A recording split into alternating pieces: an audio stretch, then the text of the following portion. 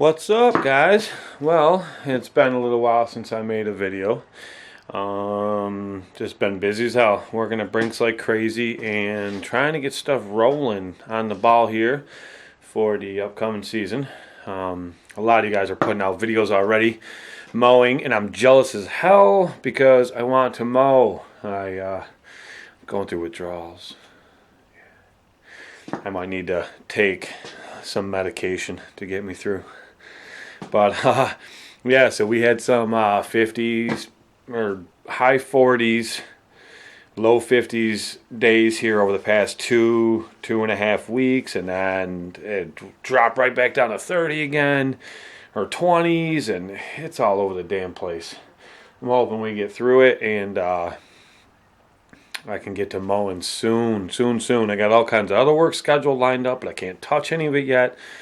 Because some yards still have snow, some yards don't have any snow. Some yards are too soft, you can't even walk on them, they're so squishy. But welcome to Western New York. Check this out, guys. This is ridiculous. Can you guys see that? Probably not. If you look real close, it is lightly snowing. Yes, that's right. I said snow. Snowing again.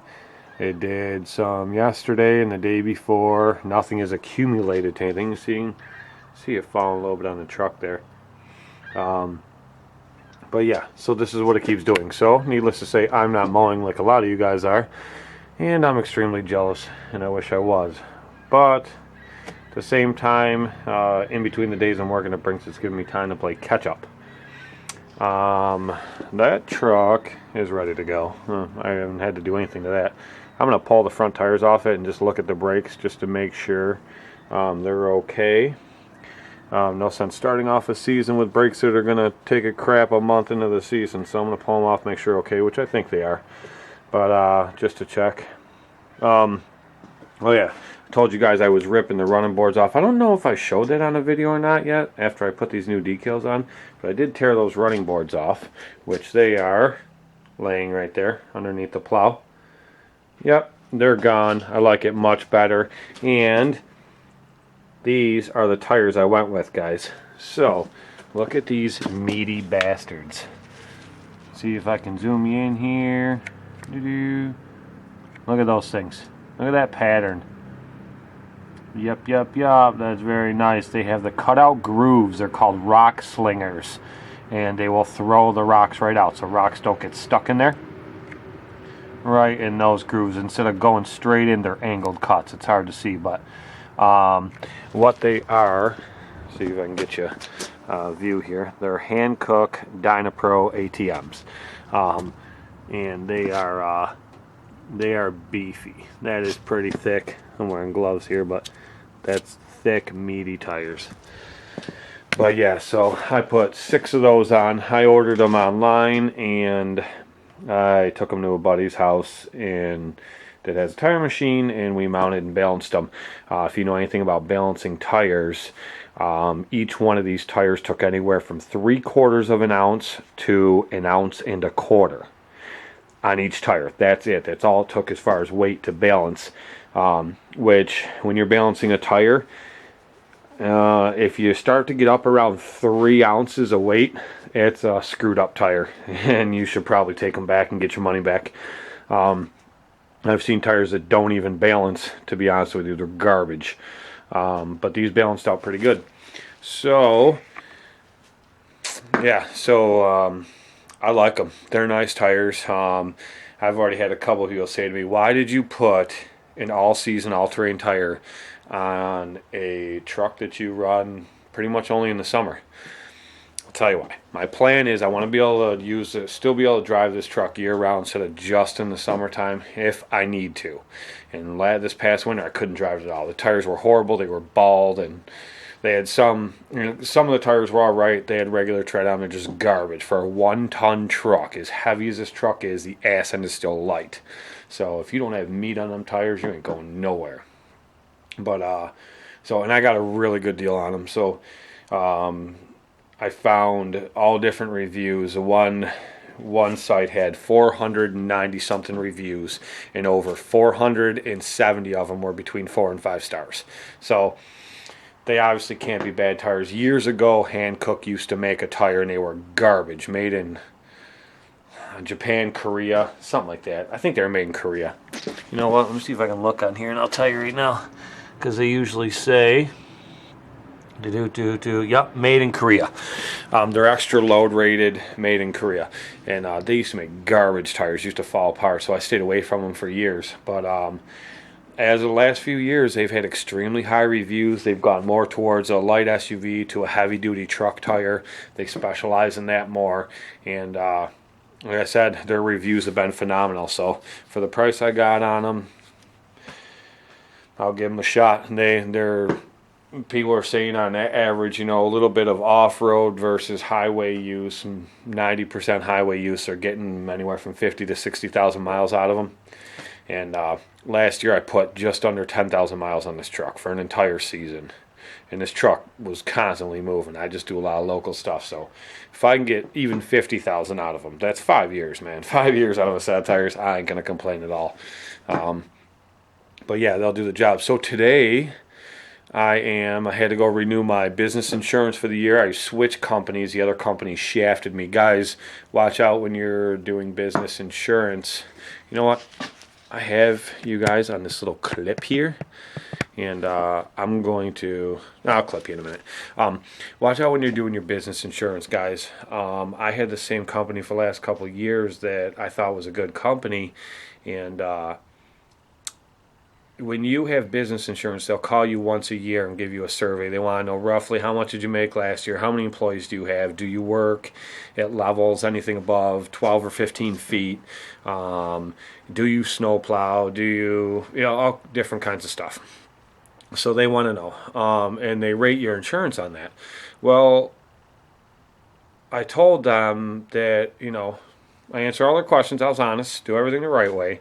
And they said, okay, everything's fine. Your insurance will renew March 27th, which is today, actually.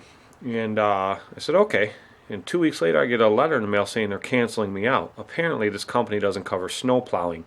I've told them before that I plow snow. I don't know how they missed it, or maybe they changed what they insure. I don't know. But they don't cover snow plowing. So not all business insurance covers snow plowing. So watch for that, guys. If that's something you're into, make sure they actually cover what you're doing. Thank God nothing happened. If I had to put a claim in, I'd have been screwed if they didn't cover that. So just watch what you guys are doing. Make sure that your insurance company covers the type of work that you do. So anyways, this new company I got, much better company, they do cover it, and my insurance only went up $100 a year. And it's actually better insurance. They actually, instead of a $1 million policy, it bumped me up. I have a $1 million/$2 million policy now.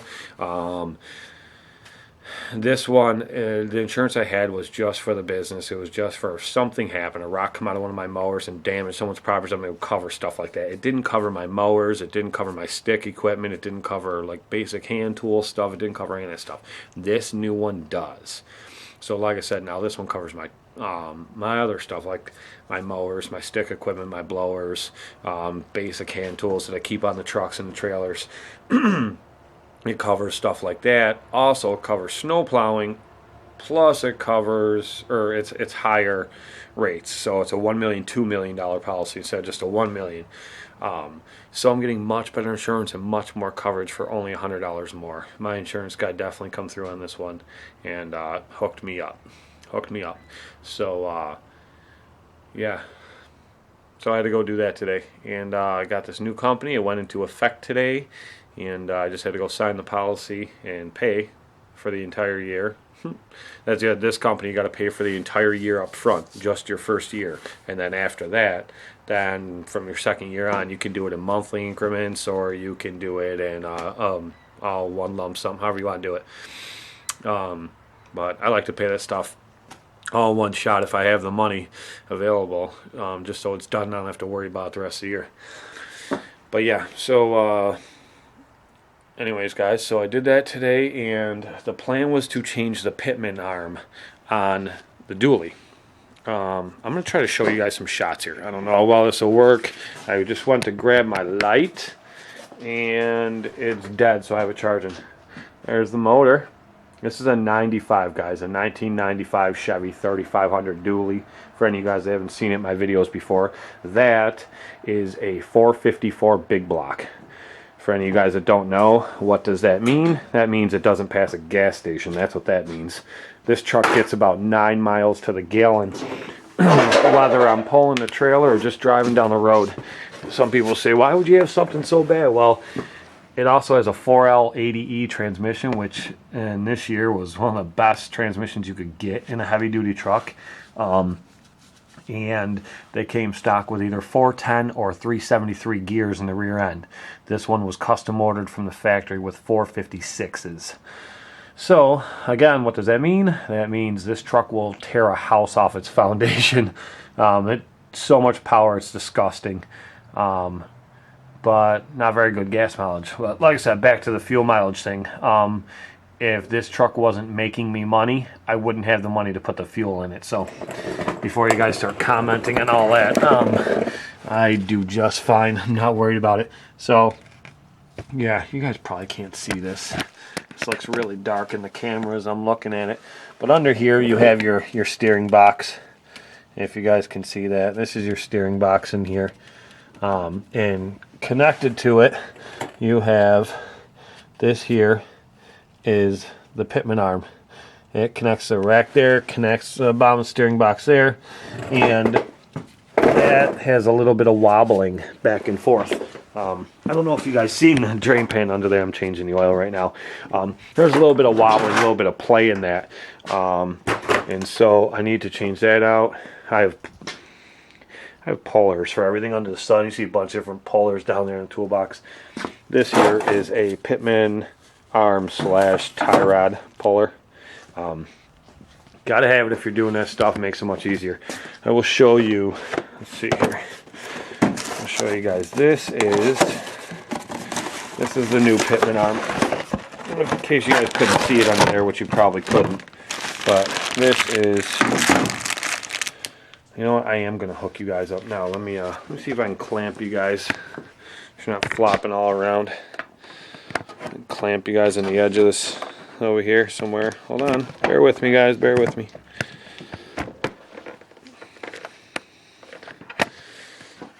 Dang it.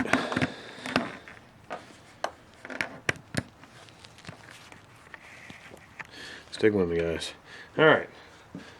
So, like I was saying, this here. Oh, not even open yet. Alright.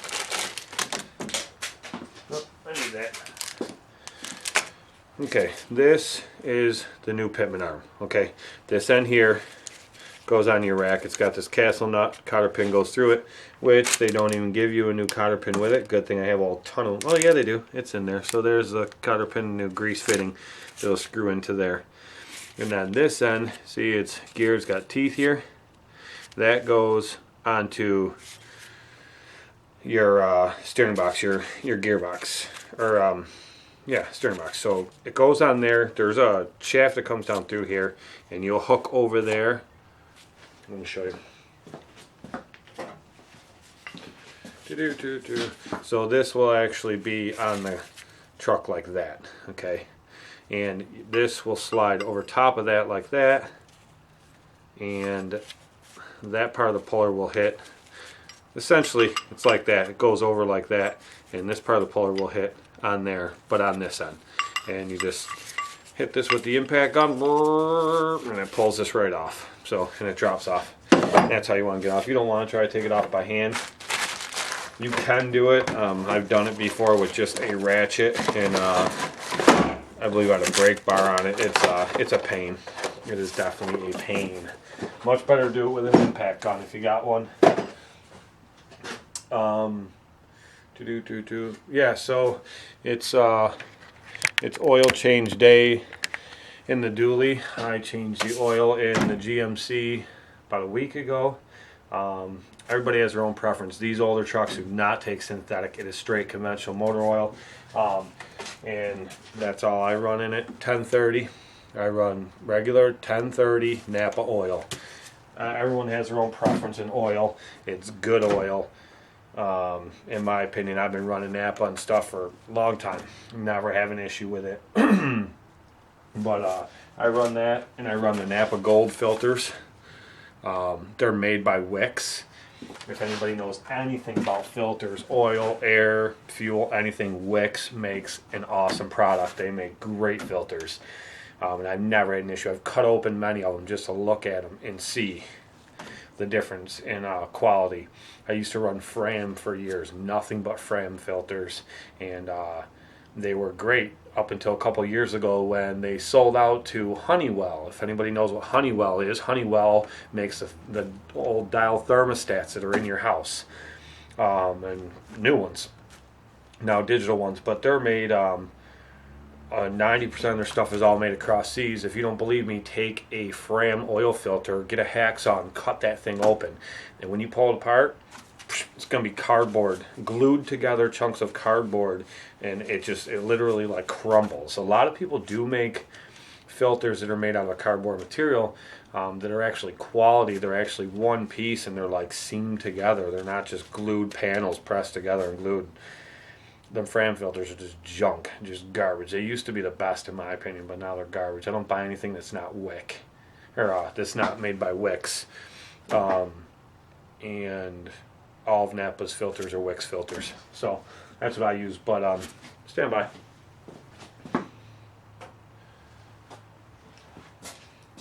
Sorry guys, like I showed you, it's snowing. It's snowing, I gotta have my coffee. I don't get cold very easily, but I don't like to be cold either. So I run regular conventional motor oil, 1030. I run the same thing in the GMC. Some people say that you should run synthetic in that GMC with that 5.3 350 engine that's in it. It is that truck's a 2005. So it's 10 years newer than this. Some people say you should run synthetic in it. I don't. I did run synthetic in it for one oil change. I ran expensive Royal Purple synthetic because I know that's good motor oil. I've ran it and stuff in the past that does require synthetic. And I started burning oil. It was going down. I was losing oil. And my fuel mileage wasn't as good. I was losing not much, but a couple miles.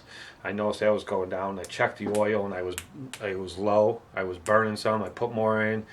It was over a period of about a month and a half. I started losing a little more, so I dumped that oil out of there.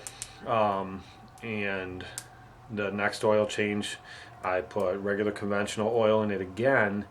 Instead of synthetic, I put regular motor oil in it, and then I put in Lucas oil stabilizer. Now, before you guys go leaving dirty, nasty comments at the bottom of this video and say, oh, I don't use Lucas, I use the old Slick 50, or I use this, I use that. I don't care what you use. Everybody uses their own thing. Whatever you've used, if you've been using it for a long time and it works for you, stick with it. Stick with whatever works. I've been using Lucas for a long time. I have never had an issue. The GMC I'm mainly getting rid of the synthetic and going to conventional oil has stopped the oil leak, or not the leak, the burning of the oil. But either way, I put Lucas in it, and regular motor oil, it's been fine. My mileage is back where it should be. I'm not burning any. I'm not leaking any. Good stuff. But I run it in both my wife's two cars. I run it in both my trucks. I've ran Lucas in every vehicle I've owned since I started using it years back. And I've never had an issue. Some people say, it's a myth, it's garbage, it doesn't work, this and that. For me, it's worked. I actually had a Jeep. It was a Jeep Cherokee Sport. I like that thing. That thing was cool. It was a 4-door. I was constantly fixing the 4-wheel drive in that thing, the transfer case, the universals that went on the front drive shaft, and then it wasn't balanced, and I had to go and get it balanced again. And but anyway, the point is I cracked the oil pan on that truck in that Jeep and dumped the oil out while I was off-roading with it, and I didn't even know that it came out. My oil pressure gauge wasn't working on the dash anyway, and I never knew. We were screwing around, so I left there, and then when I looked at it afterwards, the size of the crack in this oil pan where I busted the oil pan, must have been a rock or something with it that bottomed out on. And because I know it did bottom out a few times. I felt it when we were off-roading, but we left there, and then we went from there. I'd say a good 15, 20 miles to my buddy's house. We hung out there for the night, did whatever, had a bonfire. In the morning I got up and I left there and drove from there to my house, which is probably only another 5-6 miles away, and shut the truck off, and I don't know, I did whatever for the rest of the day. But at one point I went outside and I just happened to see there was a couple, like a small puddle under the truck. So I looked under there, and that's when I seen the hole in the oil pan, and I'm like, holy shit. So I got a new oil pan, and I pulled the drain plug out of the one that was on the Jeep to drain the rest of the oil out, because I didn't know how much was still in there, to drain the rest of the oil out before I dropped the pan down. And I didn't even get a half a quart out. So out of 5 quarts, just over 5 quarts, I didn't even get a half a quart out of this thing. So there was no oil in it. So from where we went off-roading all that distance to my buddy's house, and then it sat all night, and then started up in the morning, and then all that distance back to my house, it wasn't knocking, it wasn't ticking, nothing. And the engine I never had an issue. It didn't get hot, nothing. And there was regular conventional motor oil in there with Lucas. I'm not a salesman or a spokesperson for Lucas. I don't freaking even know who the hell makes it, to be honest with you. It is made in USA. That's a good thing. I like that. Corona, California, it's made. I guess Lucas Oil Products. But yeah, that's the only thing different I ever did to that truck, as far as the engine. I put plugs and wires in it, but what the hell does that have to do with oil? Just regular oil, and that Lucas I ran in it, and I never blew that motor up. That motor should have been toast, driving it all that way with no oil in it. So the only thing I can attribute that to is the Lucas. It's got to be. So I've been using it ever since. I've used it before that, but I swear by this stuff, and I keep using it. Why wouldn't it have blown up? Should have, right? All right, guys, enough of me rambling on in my little rant about Lucas. So yeah, to all you guys that are out there mowing already, I hate you. No, I'm just kidding. Awesome for you. I wish I was in your position. Waiting for the ground around here in my house. All of my mowers are all in 2 buildings out behind my house. And I'm waiting for the ground to not be quite as soupy, so I can start getting them up here and get the oil changed in them, get the fuel filters changed on them, get everything greased up and get them ready to go, blades sharpened. Yeah, I clean them before I put them away at the end of the year, so they should be good to go as far as that goes. But I want to get them ready to go. But yeah, so maintenance on the trucks, and that's where I'm sitting right now, guys. Maintenance on the vehicles, and we'll see from there. See what happens. But all right, that'd be it for today, I guess. Just a little update of where I'm at, and congrats to all you guys out mowing, out doing stuff already. I hope that it is. I hope it's working out for you, and I hope everybody is off to a great season. I'm out.